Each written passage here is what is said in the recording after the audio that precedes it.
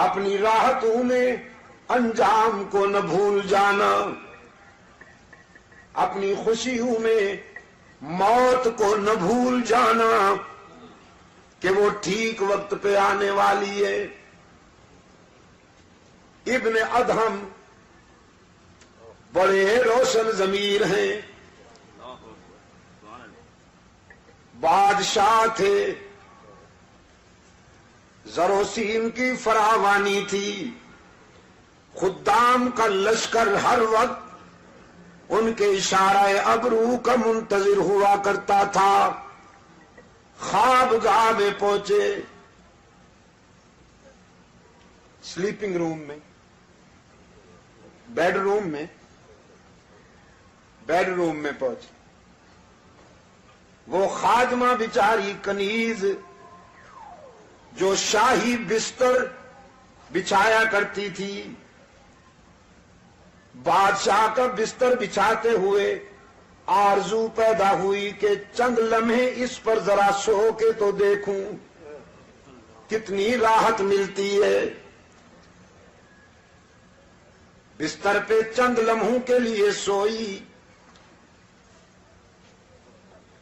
جسم جو مٹی پہ لیٹا کرتا تھا، سنگریزوں پہ لیٹا کرتا تھا، وہ اطلس و کم خواب کی چادروں والے شاہی بستر پہ لیٹا تو نیند نے اپنی آغوش میں دبوچ لیا اس کنیز کو، نیند کی وادی میں چلی گئی۔ اتنے میں ابراہیم ابن ادہم ہاتھ میں درہ لے کر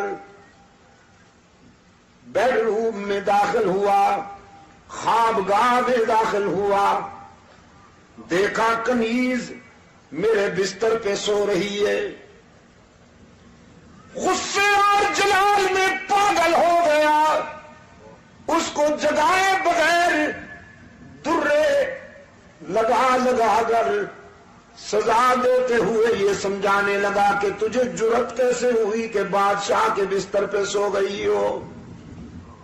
وہ بیچاری سٹ پٹا کے اٹھ بیٹھی، پہلے روئی، پھر ابن ادہم کی طرف دیکھ کر مسکرائی۔ شاہی مزاج میں یہ دونوں ادائیں سمجھ میں نہ آئیں۔ ابن ادہم کہنے لگا تیرا رونا تو سمجھ گیا ہوں کہ درے پڑے ہیں، ہنستی کیوں ہو؟ وہ کنیز کہنے لگی ہنستی روئی تو اس لیے ہوں کہ تیرے درے نے میرا چمڑا ادھیڑ ڈالا ہے، اور ہنستی اس لیے ہوں کہ اس بستر پہ 5 منٹ سوئی ہوں تو 5 چابک نقد لگ گئے ہیں۔ جو ساری زندگی سو رہا ہے پتہ نہیں اسے کتنے چابک سہنے پڑیں گے۔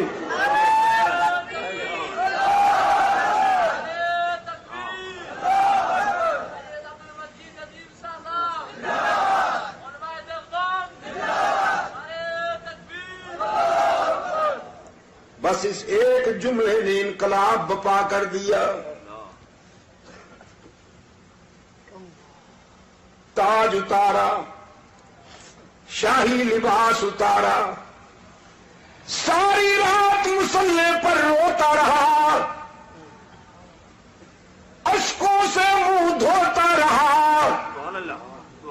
رب العالمین کے حضور التجائیں کرتا رہا، پروردگار عالم معافی چاہتا ہوں۔ صبح ہوئی، مشیروں وزیروں کو بلا کر نظام سنبھالنے کو کہا، تخت سنبھالو، بادشاہی تمہارے حوالے کرتا ہوں۔ مجھے تو زندگی کی حقیقت ایک کنیز نے سمجھا دی۔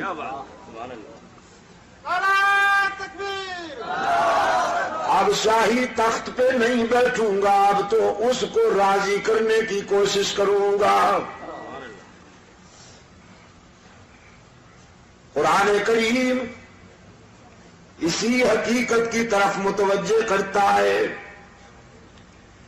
دنیا میں آ کر اپنے پیدا کرنے والے کو نہ بھول جاؤ۔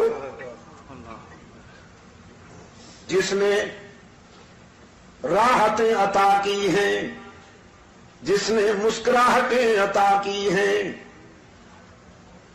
نہیں معلوم آپ کو کہ اس آنکھ کی کیا قیمت ہے، لیکن جیب میں ڈال کر لے جائیے اربوں روپے کا چیک، منڈی میں آنکھ خرید کیجئے، نہیں ملے گی. اس نے بغیر کسی قیمت کے یہ نعمت تجھے عطا کر دی. قرآن کریم یاد دہانی کراتا ہے، أَلَمْ نَجْعَلْ لَهُ عَيْنَيْنِ وَلِسَانًا وَشَفَتَيْنِ وَهَدَيْنَاهُ النَّجْدَيْنِ. اے ابن آدم، غور کیا کبھی تو نے اپنی 5 فٹ کی اس کائنات میں دور تک نظر نہیں جاتی تو اپنی اس 5 فٹ کی کائنات پر غور کرنا، تیرا پیدا کرنے والا تجھے سمجھ میں آ جائے گا.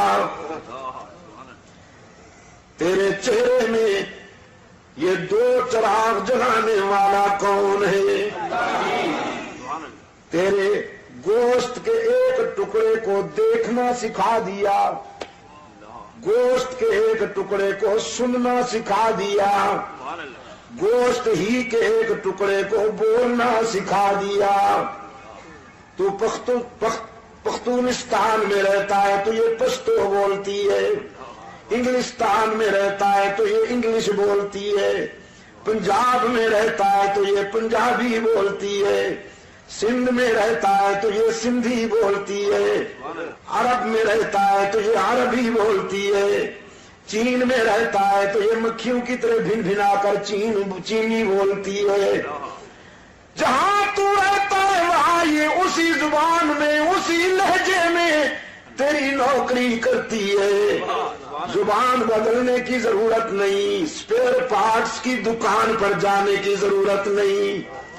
ہاتھوں کو قوت لامسا عطا کی، پاؤں کو قوت ماشی عطا کی، دماغ کو قوت حافظہ عطا کی. رب العالمین نے فرمایا وَفِي أَنفُسِكُمْ أَفَلَا تُبْصِرُونَ. کبھی اپنی ذات پہ غور کرو نا، ہم نے تمہاری ذات میں بھی عبرت اور بصیرت کے بہت سارے مناظر دکھائے ہیں تمہیں. جب اس قدر مہربانی کی ہے تو پھر تمہاری زمین بھی میرے سوا کسی کے آگے نہیں جھکنی چاہیے.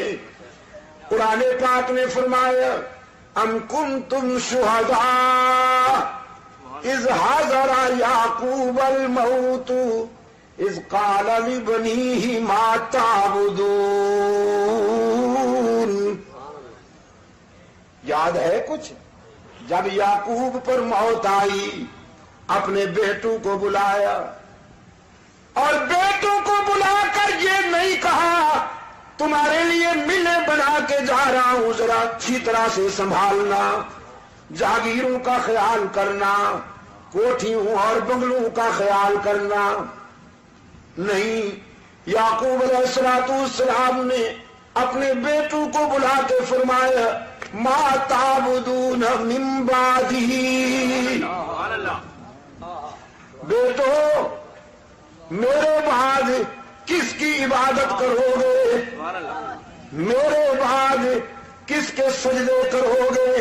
میرے بعد کس کے آگے دامن پھیلاؤ گے؟ میرے بعد کس کو ہر جگہ موجود مانو گے؟ میرے بعد کس کو مسجود و معبود مانو گے؟ علام الغیوب مانو گے؟ ام کنتم شہداء اذ حضر یعقوب الموت اذ قال لبنیہ ما تعبدون.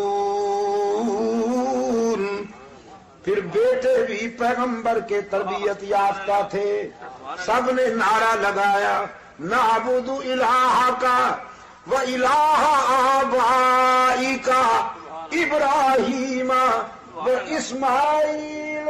ہم وعدہ کرتے ہیں ابا جان اللہ ہی کی عبادت کریں گے، جو ابراہیم کا معبود ہے، جو اسماعیل کا الہ ہے، ہم تیرے سبق کو نہیں بھولیں گے، تیری وراثت کی لاج رکھیں گے، تیرے بتائے ہوئے راستے پر پوری زندگی گزار دیں گے، اللہ کے سوا کسی کو معبود نہیں مانیں گے۔ ہمارا الہ کون ہے؟